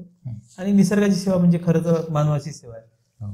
म्हणजे आपण भंडारे देतो एक देवाला प्रसन्न करण्यासाठी, परंतु जर का एखादं झाड आपण आपल्याकडनं वाढलं, आता माझ्याच घराच्या समोर एक पिंपळाचं झाड आहे, तिथं दिवसभर वेगवेगळ्या प्रकारचे पक्षी येत असतात. मग ते फळं खायला येतात, काही ते फळं असतात, मग तिथं कीटक असतात, मग कीटक खाणारे तिथं पक्षी येतात. हरियल सारखा राज्य पक्षी जो आहे, जो दुर्मिळ होत चाललेला आहे, त्याचा मोठा फ्लॉक्स तिथं एक मोठा थवा येत असतो रोज. त्यांना ते फळं आवडतात. रात्रीच्या वेळेस फ्रूट बॅट्स ज्याला वटवागळं म्हणतो आपण, ते सुद्धा येतात. तर एक प्रकारे एक झाड आपण लावलं आणि त्या झाडावर जेव्हा जेव्हा पक्षी येत राहतील, कीटक येत राहतील, त्यांच्यासाठी तो मोठा भंडाराच झाला असं म्हटलं तरी चालतं. तर मला असं वाटतं की जे दानशूर लोक आहेत, की जे धार्मिक विधीमध्ये खूप प्रचंड खर्च करतात, त्यांनी जर का वृक्ष संवर्धन, वृक्ष संगोपन याच्यासाठी जर का काम केलं तर ते अधिक चांगलं होऊ शकतं. आमच्या वेळामध्ये त्याच्यासाठी एक चांगला म्हणजे एक उपक्रम झाला. एक 7-8 वर्षा अगोदर, 5-6 वर्षा अगोदर झाडं लावल्या गेली. जवळपास 150 झाडं तिथल्या युवकांनी, विद्यार्थ्यांनी लावले, की जे आज आणि ट्री गार्ड्स येत लावले. कारण की संरक्षणाशिवाय झाड मोठं होऊ शकत नाही, कारण त्याला शत्रू खूप आहेत, म्हणजे बकरी असेल किंवा इतर काही प्राणी असतील वगैरे. पण आता चांगले मोठे झाले ते, आणि विद्यार्थ्यांना आनंद मिळत आहे. ज्यांनी झाड लावले त्यांना खूप समाधान मिळत आहे की त्यांनी झाड लावले. आणि अजून 5-6 वर्षानंतर जेव्हा ते डेरेदार होतील, तेव्हा तो स्वप्न काही डोळ्यासमोर जेव्हा येईल आणि त्याच्यावर जेव्हा पशुपक्षी भरतील, काही कीटक येतील, पक्षी येतील, काही झाडाखाली लोक बसतील, तो आनंद जो वृक्ष लावतो तो त्याला वेगळाच मिळतो. तर तो एक सेवाच आहे एक निसर्गाची. सर, तुमच्याकडे असे खूप सारे विषय आहेत, तर आता आपण आणखी पुढचा विषय म्हणजे आहाराबद्दल. कारण मी आणि आम्ही काही जेवढे मित्र होतो आम्ही स्काउटला आणि कुठे ज्यावेळेस भेट झाली, त्यावेळेस तुमच्या डब्यामध्ये तुम्ही शक्यतो काही ना काही असं हिरवं पालेभाज्या किंवा काही ना काही वेगळं आणायचे. बाकीच्यांनी आपला स्वतःचा डब्बा आणायचे, पण ते एक वेगळं. आणि दुसरी गोष्ट म्हणजे तुम्ही आले की जेवण करताना बाकीचे पण विचार करायचे, सर आले आता हे काहीतरी आता दुसरंच आपल्याला काहीतरी खाऊ घालतील, किंवा ते म्हणजे तुमचं ते त्याबद्दलचे एक वेगळं विचार. आणि विशेष गोष्ट म्हणजे याकडे कसं वळले आणि स्वतःचं जे तुम्ही पहिले काही म्हणजे प्रायमरीचं काही ज्या गोष्टी सांगत असताना वजनाबद्दल पण सांगितलं आणि आता सर्व एकदम व्यवस्थित मेंटेन आहे आणि प्रसन्न दिसता तुम्ही. तर हे सर्व काही आहाराचं काही आहे का ते सर्व सांगण्याचा प्रयत्न करा. निश्चितच म्हणजे जेव्हा आपलं भारत सरकार फिट इंडिया मुवमेंट राबवते तर त्यामध्ये खरोखर फिट होणं हे महत्वाचं आहे. म्हणजे कसं समजलं जाईल की भविष्यामध्ये तुमच्याकडे किती संपत्ती आहे जेवढं महत्वाचं आहे त्याच्याही पेक्षा तुम्ही निरोगी किती आहात, फिट किती आहे. आणि मी बाहेरून जे फिटनेस दिसतं त्याच्याही पेक्षा आतमधलं इंटरनल फिटनेस ते सुद्धा महत्वाचे आहे. तुमची एनर्जी लेवल किती आहे ह्या गोष्टी. तर माझी एनर्जी लेवल पहिल्यापासून चांगलीच होती, खेळत होतो, पण ओबेसिटी होती कारण की काही काही आहारामधल्या ज्या चुकी आहेत त्या आपल्याला माहीतच नसतात. आणि खरं तर आपण निसर्गाकडनं बऱ्याच गोष्टी शिकायला पाहिजे. निसर्ग आपल्याला भरपूर शिकवतो. निसर्गामधला कुठलाच प्राणी लहान मोठा दिसत नाही. जर का त्या म्हणजे हरणांचा कळप असेल तर सगळ्या सारख्याच उंचीचे हरण दिसतील आपल्याला. हत्ती आपल्याला त्याच साईजचा दिसतो, तो जाळा आहे तर जाळाच आहे. आणि वाघाची साईज सुद्धा तीच आहे. चिमणी सर्व ठिकाणी सारखीच दिसणार. एखादी चिमणी खूप जाळी लठ्ठ झाली आणि एखादी खूपच हळकुळी झाली असं नाही. फक्त मानवाच्या संपर्काचे राहतात त्याच्यामध्ये हा फरक आपल्याला दिसतो. तो कुत्रा असेल तर तो कुठे लुकळा दिसतो आपल्याला, कुठे हेल्दी झालेला दिसतो, त्याला खाऊ पिऊ काय घातलं तर. माकडं पण जे काही मानवाच्या संपर्कात आलेले आहेत काही तर त्याच्या ढेऱ्या पण निघालेल्या आहेत, असं काही भाग नाहीये. परंतु निसर्गाकडनं आपण जर काही छोट्या छोट्या गोष्टीचं ऑब्झर्व केलं तर lot of learn only by observing असं म्हटलं जातं. तर हा आहार कारण की आपत्ती व्यवस्थापनमध्ये मी काम करतो, आपला विषय झाला तर त्याच्यामध्ये लक्षात आलं की फिटनेस पण तेवढीच महत्वाची आहे. त्यामुळे आपल्याला जर का दुसऱ्याला मदत करायची असेल तर आपल्याला पण फिट असायला पाहिजे. आणि फिट असणं आणि क्रियाशील असणं हे खूप महत्वाचं आहे. तर एक रामचरित मानसवर आधारित एक जीवनशैली आहे, तप सेवा सुमिरन नावाची एक संकल्पना आहे. तप सेवा सुमिरन इंटरनॅशनल असोसिएशन फॉर सायंटिफिक स्पिरिच्युअलिझम असं ती आहे. IASS.info त्याची वेबसाईट आहे. याच्यावर जर का आपण बघितलं किंवा अनेक अशा पॅथी आहेत की याच्यामध्ये उपवास हा एक महत्वाचा आहे. बरोबर आहे. जर का आपण उपाशी राहायला शिकलो तर खूप साध्य होऊ शकतं. पण मी त्याला म्हणेल की एक पॅटर्न पण बदलणं गरजेचं आहे. उपवास म्हणजे काही फक्त काही न खाणे याला उपवास नाही म्हणता येणार. आपण का आहारात बदल केला तर तो देखील उपवासच आहे. रोज जे नियमित खातो ते त्याच्यापेक्षा वेगळं. आणि याला एक सायंटिफिक आधार आहे जो 2016चा नोबेल प्राइज जपानच्या शास्त्रज्ञांना मिळालेला आहे. तर त्यांनी 16 तासाचा उपवास सांगितलेला आहे की कॅन्सर साठी. कदाचित तुम्हाला माहित असेल ते रिसर्च वगैरे युट्यूबवर जरी टाकलं तरी आपल्याला मिळून जातं. तर आज 2014 पासनं मी आणि माझं कुटुंब माझी जी पत्नी आहे जया, हिचं त्यामध्ये मोठं योगदान आहे. कारण की तिच्यामुळे ती सगळं आहाराचं जसं जसं डब्बा टिफिन मला देते तसंच मी घेऊन जातो आणि मग त्यामुळे मला निरोगी राहायला उपयोगी पडतं.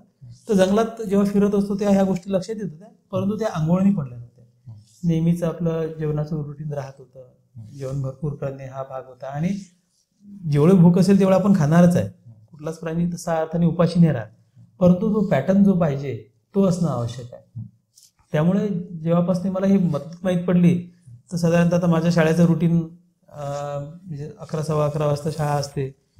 त्यामुळे घरून निघताना मी कुठलाही ज्यूस पिऊन जातो. मग ते लिंबू सहज पाणी असेल किंवा मग आवळ्याचा ज्यूस असेल किंवा कुठलाही एखादा ज्यूस घेऊन जातो मी.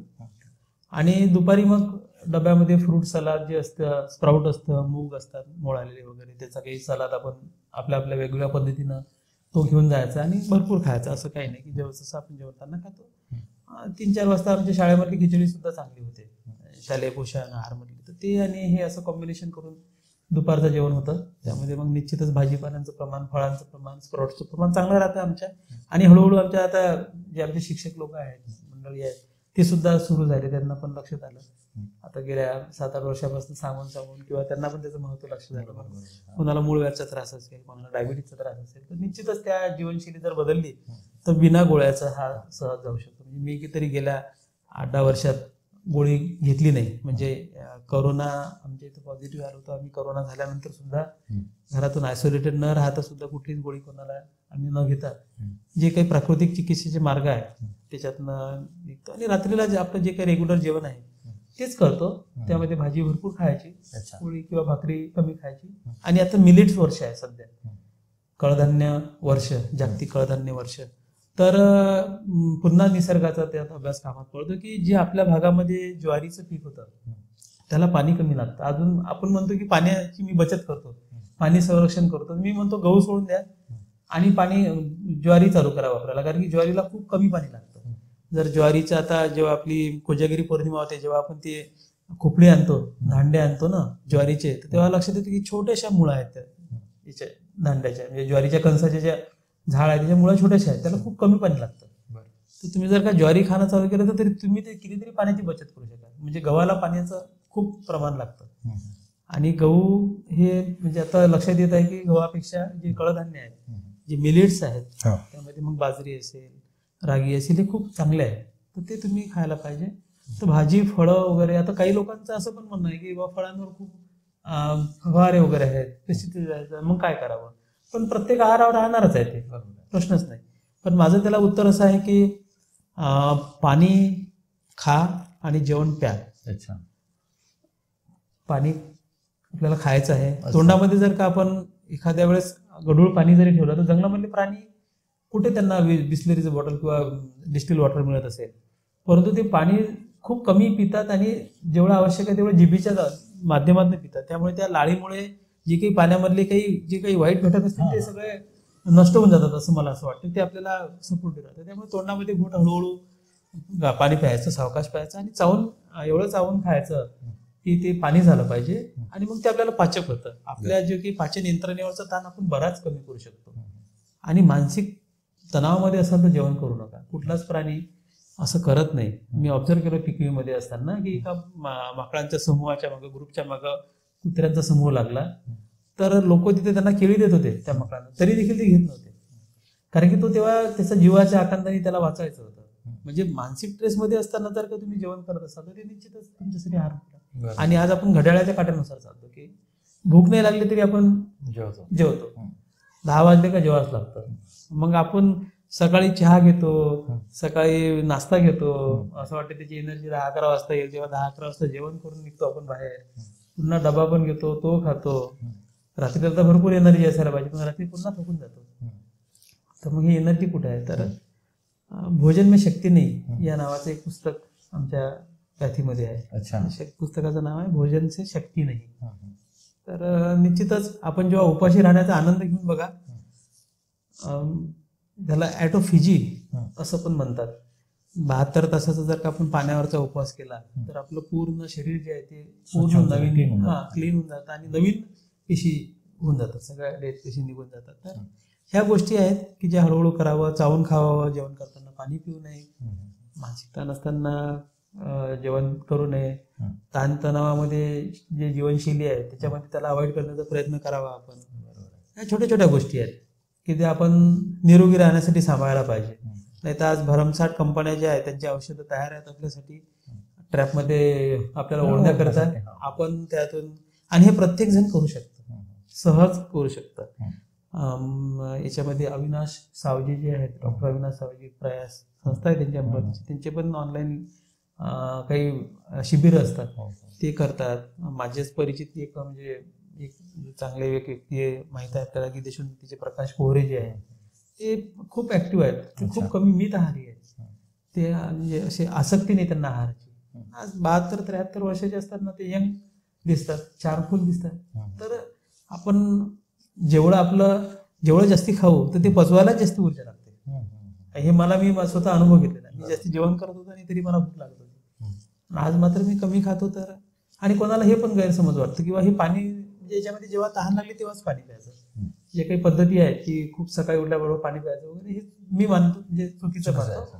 आणि याचा एक आधार असा देतो मी, निसर्गाचं निरीक्षण करत असतो तर उन्हाळ्यामध्ये चिमण्यांसाठी पाणी ठेवा असा संदेश येतो, परंतु ज्या जंगलामधले जे फळं खाणारे पक्षी आहेत त्यांच्यासाठी हा संदेश नसतो.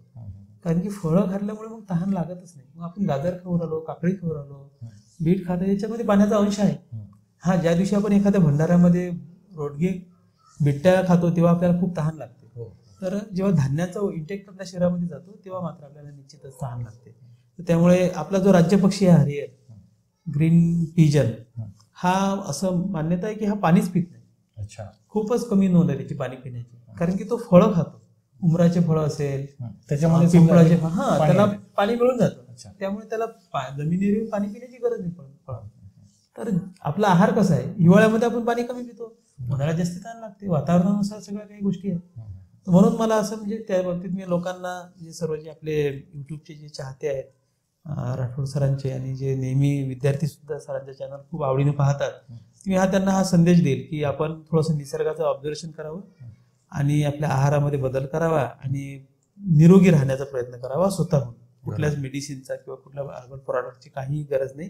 आपला निसर्गच आपल्याला चांगला ठेवू शकतो. छोटे छोटे नियम जर का पाडले आपण तर खूप आपण मोठं एक म्हणजे प्रदूषण होणार नाही, हॉस्पिटलची संख्या कमी होईल. अच्छा हॉस्पिटल आता मी असं म्हणायला नाही पाहिजे कारण की मुलीचा MBBS ला नंबर सरांनीच त्याचं इंटरव्ह्यू घेतली होती आणि तिचा असं सध्या MBBS ला नंबर लागला.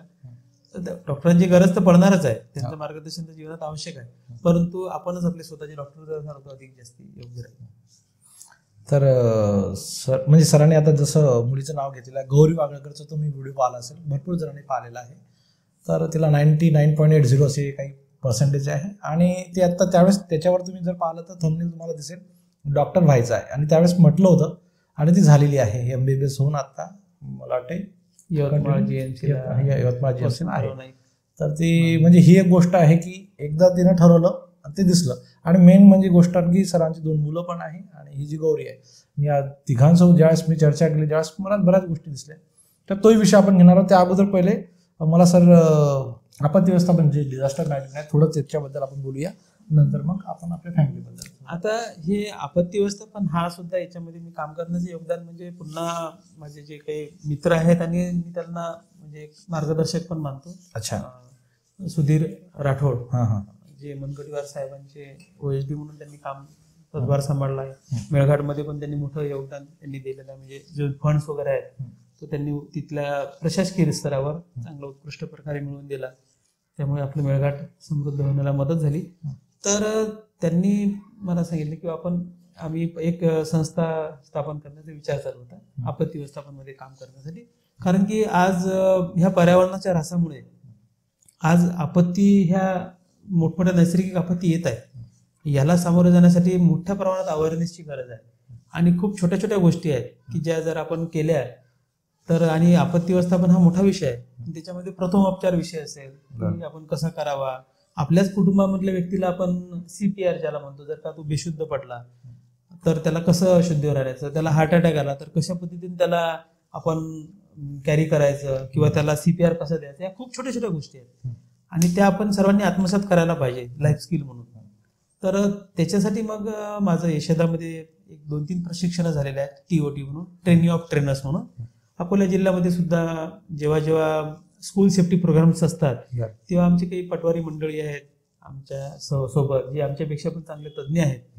त्याच्यामध्ये जे सुनीलजी कल्ले आहेत, त्यानंतर प्रशांत बुले आहेत, त्यानंतर आपत्ती व्यवस्थापन अधिकारी इथले संदीप थिटे आहेत, संदीप पाटील आहेत आपत्ती व्यवस्थापन अधिकारी, आणि संदीप थिटे पाटील म्हणून पण आहेत की जे माझे सहकारी शिक्षक आहेत. असे आम्ही टीम वेगवेगळ्या शाळांमध्ये जातो आणि त्या दिवसभर तिथं त्यांचं मुलांचं त्या प्रात्यक्षिक म्हणजे त्या रुग्णांना कसं वाहून न्यायचं, जर आपल्या गावामध्ये एखादी घटना घडली तर आपण रुग्णांना कसं सुरक्षित घेऊन जायचं, एखाद्या व्यक्तीला जर बेशुद्ध पडल्यानंतर किंवा 10 फुटावरनं जर का तो खाली पडला असेल त्याचा स्पायनल पार्ट जो आहे, तो पाठीचा जो मणका आहे, याच्यामध्ये एखादा हेअर क्रॅक आला तर त्याचा जीव सुद्धा जाऊ शकतो. अशा व्यक्तीला सुरक्षितपणे हॉस्पिटलपर्यंत घेऊन जाणं खूप जबाबदारी आहे. त्याला उशिरा घेऊन जा, वेळप्रसंगी पण सुरक्षित घेऊन जा. आज आपल्या इथं मॅनपॉवर भारतामध्ये खूप आहे, परंतु स्किलफुल त्याला करणं ते गरजेचं आहे. स्किल इंडिया जो आहे आपला मोठो आहे, जो भारताचं ध्येय आहे, त्याच्याकरता आम्ही वेगवेगळ्या शाळांमध्ये जाऊन मुलांना मग प्रथमोपचार कसा करायचा, साप चावला, सर्पदंश झाला, ग्रामीण भागामध्ये सर्पदंश त्याबद्दलचे अंधश्रद्धा अनेक असतात, तर साप चावला तर कशा पद्धतीने आपण प्रथमोपचार करायला पाहिजे, ह्या गोष्टी ह्या मग स्काउट गाईडमध्ये पण आहेत आणि तिकडे पण आहेत. अशा ह्या सगळ्या गोष्टीचा मला फायदा होत असतो आणि त्याच्यामुळे माझं पण एक कौशल्य वाढतं, विकसित होतं, एक संधी मिळते समाजाला. आपल्याला जे ज्ञान आहे, शेवटी ज्ञान किंवा आपल्याकडच्या ज्या गोष्टी आहेत त्या दुसऱ्याला दिल्या तरच आपल्याकडे वाढतील. आज आपण म्हणतो की गजानन महाराजांचं शेगाव संस्थान खूप भरभरून वाढलं, त्यांच्याकडे भरभरून लोक देतात आणि तेवढंच म्हणजे समृद्धतेने ते लोकांना देतात. बरोबर. म्हणजे काल मला माहित पडलं की आमच्या शाळेमधला एक विद्यार्थी पालक आले होते की मुलांचा शिक्षणाचा खर्च सुद्धा गजानन महाराज संस्थान देतं. म्हणजे आरोग्याच्या पण त्यांची जबाबदारी सुद्धा आहे. ते त्यांना धान्य पण देतं, त्यांच्या मुलांच्या शिक्षणासाठी पण खर्च देतं. हे आपल्याच म्हणजे लोकांचे जे काही दान आहे त्याच्यातूनच देतं. पण ते देण्याची भावना खूप महत्वाची आहे. म्हणून मला असं वाटतं की आपण पण जीवन जगत असताना आपल्याकडे जे काही असेल ते आपण लोकांना प्रेरित करावं, देत राहावं. तो त्याचा भाग आहे की काय त्याचा किती उपयोग करतो, कसा करतो. तर आता फॅमिलीकडे येऊया, पण त्याच्या अगोदर मला प्रश्न पडतो सर की तुम्ही खूप साऱ्या कामामध्ये गुंतलेले आहे. निसर्ग कट्टा असेल, स्काउट गाईड असेल, शाळा आहे आणि बरेच काही असा म्हणजे सर्वच आहे. तर एवढं सर्व करून तुम्ही फॅमिली पण सांभाळून आले. मेन म्हणजे मुलगी MBBS झाली आणि मुलं पण एकदम व्यवस्थित आहे, एकदम हुशार आहेत आणि वहिनी पण म्हणजे खुश आहेत असं. तर हा एक प्रश्न आहे की नेमकं तुम्ही फॅमिलीला कसं आणि हे सर्व कसं काय करता हे सर्व त्याबद्दल. नाही, खरं तर आपण जेव्हा करत राहतो तेव्हा ईश्वरच आपल्याला ती सगळ्या वेळेचं नियोजन नेमकं. मी काही नियोजन करत नसतो आणि माझं म्हणजे एक धोरण आहे की खूप खूप मोठं नियोजन करून आपण काही करू नाही शकत. मोठे लोक खूप अनेक गोष्टींचं नियोजन करतात आणि काळ त्याला काय बदलेल, कसा बदलेल हे काहीच सांगू. त्यामुळे आपण खूप मोठं नियोजन करावं. आम्ही जंगलात फिरत असताना टॉर्चचा प्रकाश जिथपर्यंत जाईल तिथपर्यंत आपल्याला रस्ता दिसत आहे ना, तोपर्यंत पाहत राहावा. तसं जीवनामध्ये सुद्धा असावं. आपल्या मनामध्ये आपण जर का भावना ठेवली, काहीतरी चांगलं करण्याचा संकल्प आपला चांगला असला तर निश्चितच सगळा समाज, सगळे नातेवाईक, मित्र त्याला आपल्याला ती पूर्ण करण्यासाठी येत असतात, त्यांच्या भावना सदिच्छा. तर आपण जेव्हा ईश्वर आपल्याकडनं जर का हे काही कृषी सेवा करून घेत असेल, विद्यार्थ्यांची म्हणा, सहकाऱ्यांची म्हणा, नातेवाईकांची म्हणा, जे काही असेल त्यात त्यांच्या ऊर्जेमुळे निश्चितच सगळेजण खुश राहतात, सगळं कुटुंब त्यामुळे मग आनंदी राहतं. आज आमच्या घरामध्ये कोणाला काही खूप औषध उपचारासाठी खूप खर्च लागत नाही, करत नाही आणि समाधानी राहतात. त्यामुळे संपत्ती असून पण समाधानी असणं हे त्याच्यातला महत्वाचा भाग आहे.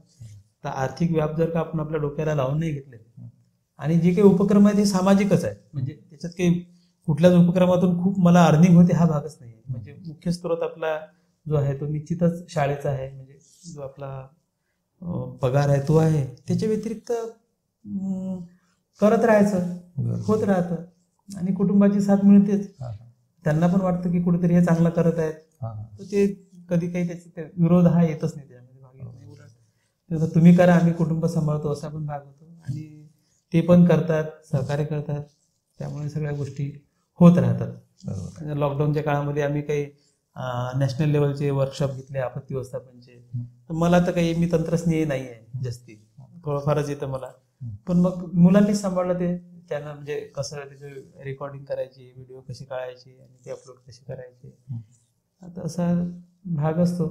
तर ते त्यांचं करतात, मी माझं करत राहतो आणि होत राहतं. नाही पण खरंच मुलांकडे पण आणि सर्व फॅमिलीला व्यवस्थितपणे हँडल करून हे सर्व गोष्टी करून आलेल्या आहे. सर आणखी दुसरा प्रश्न असेल पुढचा की पुस्तक वाचनाबद्दल आहे आवड की नेमकं कोणतं आणखी एखादं पुस्तक तुम्ही सजेस्ट करू शकता का, आणि नेमकं तुमचा आयडल कोण आहे, हे दोन प्रश्न. आयडॉल जर आपण ग्रंथ गुरु जर म्हटलं तर अनेक ग्रंथगुरु आहेत, वेगवेगळ्या क्षेत्रामधले वेगवेगळे आहेतच निश्चितच. पण एक वैचारिक पातळीवर राजकीय म्हणा किंवा एक मला महात्मा गांधींबद्दल आस्था आहे. महात्मा गांधींचं जे शैक्षणिक धोरण होतं, त्यांचं हिंद स्वराज्य नावाचं पुस्तक आहे. त्याच्यामध्ये त्यांनी म्हणजे डॉक्टर जर असल्यामुळेच आपण आळशीपणा करतो, तर त्यामुळे त्यांनी त्या व्यवस्थेवर त्यांनी म्हणजे बराचसा लिहिलेला आहे.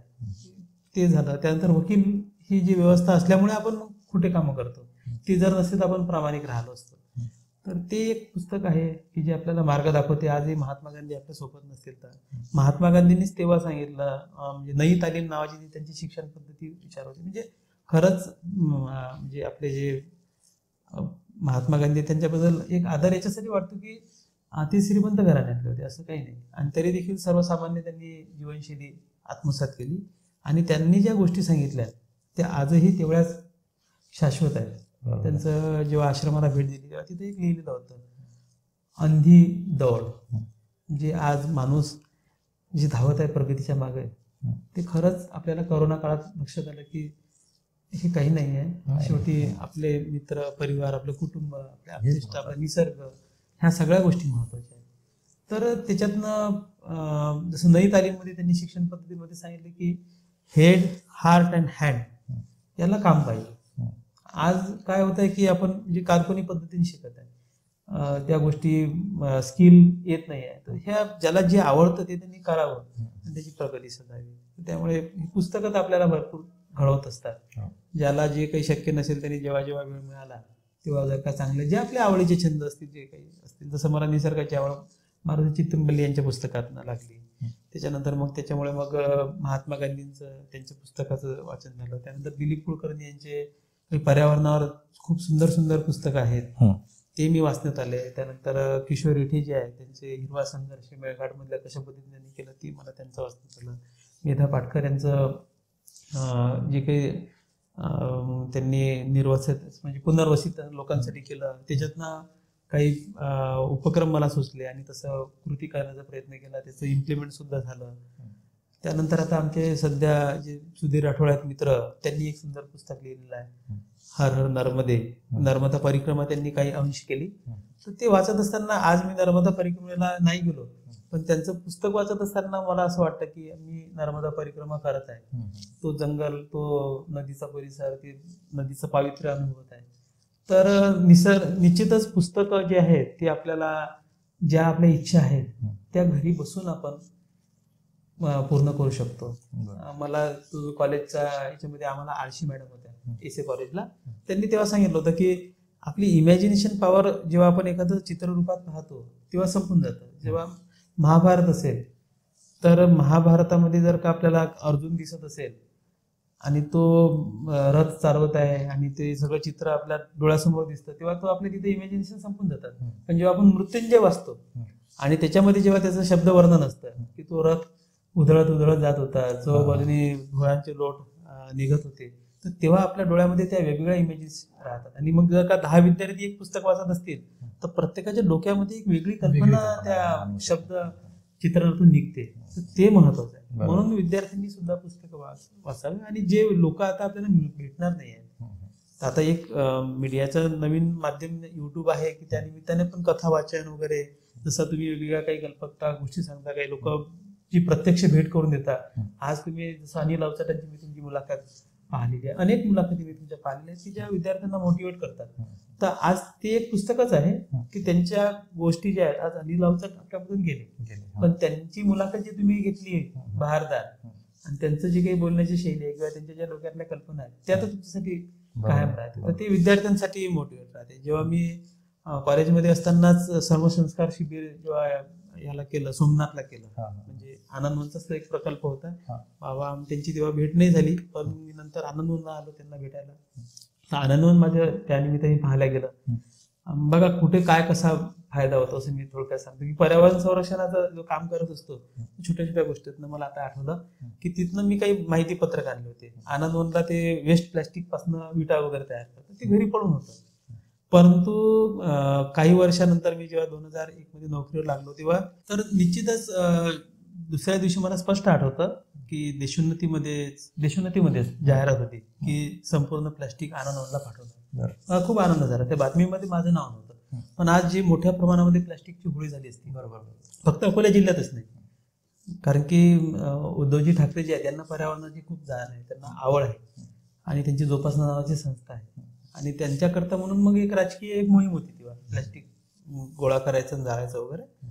तर तो निर्णय तिथं बदलला आणि ते नंतर मी त्याचं पत्रव्यवहार आनंदवनशी केला किंवा अशा पद्धतीने मी एक छोटासा प्रयत्न इथं केलेला आहे.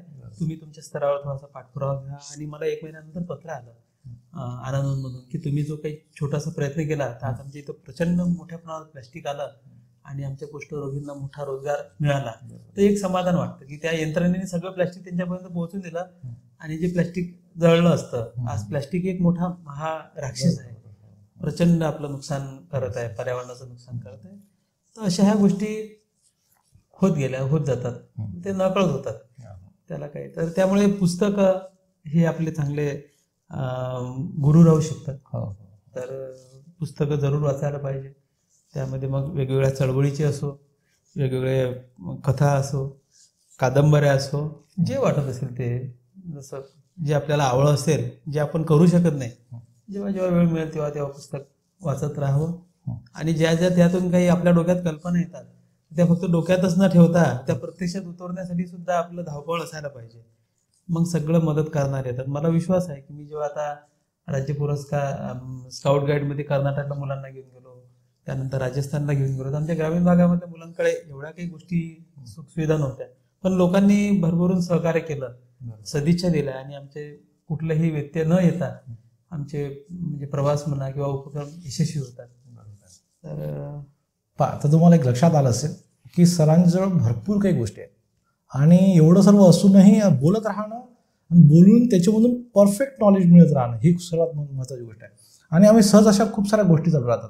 म्हणून माझ्या मनात असं आलं की सरांचं हे 2020च्या अगोदरपासून माझ्या माइंडमध्ये होतं की सरांचं इंटरव्ह्यू घ्यायचा आणि म्हणजे जनतेपर्यंत आणायचं. कारण की माझ्या जो ग्रुप आहे, माझं जेवढे सबस्क्रायबर आहेत त्यांच्यापर्यंत मला चांगलेच व्यक्ती समोर आणायचे आहेत. त्याच्या मागचा उद्देश असा आहे की नेमका एखादा व्यक्ती किती कोणत्या गोष्टीचा म्हणजे चांगल्या तऱ्हेनं वापर करून समजून घेऊन पुढे लाईफला कंट्रोल करणं, ह्या सर्व गोष्टी दिसतात. आणि सरांकडून शिकण्यासारख्या भरपूर गोष्टी आहेत. आणि जर तुम्ही चर्चा करत गेलो, गप्पा करत गेलो तर आणखी काही आहेत, पण आपण थोडंसं थोडक्यात घेण्याचा प्रयत्न करूया. जर तुम्हाला या सरांना भेटायचं असेल तर मी सरांचं पूर्ण डिटेल जे आहे नंबर पण टाकतो. तुम्हाला कुठूनही, जे तुम्ही महाराष्ट्रातून कुठूनही पाहत असाल तर सरांसोबत कॉन्टॅक्ट करू शकता किंवा त्यांना बोलवू शकता.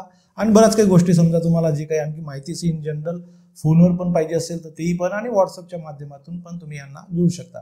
ह्या सर्व गोष्टी आहेत. आणि मेन म्हणजे मी तुम्हालाही सांगितलं, ह्या सर्व गोष्टी करताना ते फॅमिलीला सांभाळून राहिलेलं, ही सर्वात महत्त्वाची गोष्ट आहे. नाही तर मुलं, बरेच जण काय होतात की खूप साऱ्या गोष्टीमध्ये स्वतःला गुंतवून टाकतात, पण फॅमिली म्हणजे जी मुलगी आहे ती MBBS करत आहे, मुलं पण व्यवस्थित आता स्वतःचं एज्युकेशन परफेक्टली चालू आहे, नव्या वर्गात आहे, आणि वळणी पण म्हणजे असं फॅमिली, मी स्वतः जाऊन भेटलेला त्यावेळेस मला असं सर्व खूप आनंदीमय वातावरण आहे.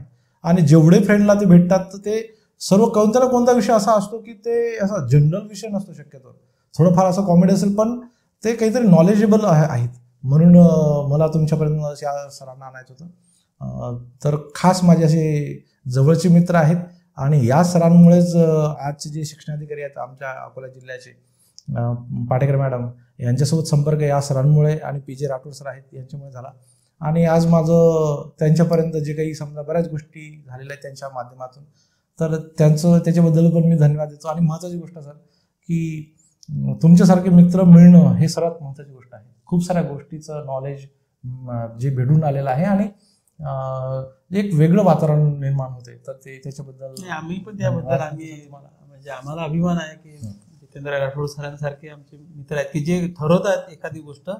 आम्ही फक्त कधी काही गोष्टी फक्त विचार करत असतो की असं काहीतरी युट्यूब चॅनल चालू करावं विद्यार्थ्यांसाठी, काही स्किल बेस चालू करावं मुलांसाठी, परंतु सर धडपडीने तो विषय बरोबर त्यांच्या डोक्यामध्ये ठेवतात आणि तो करून घेतात.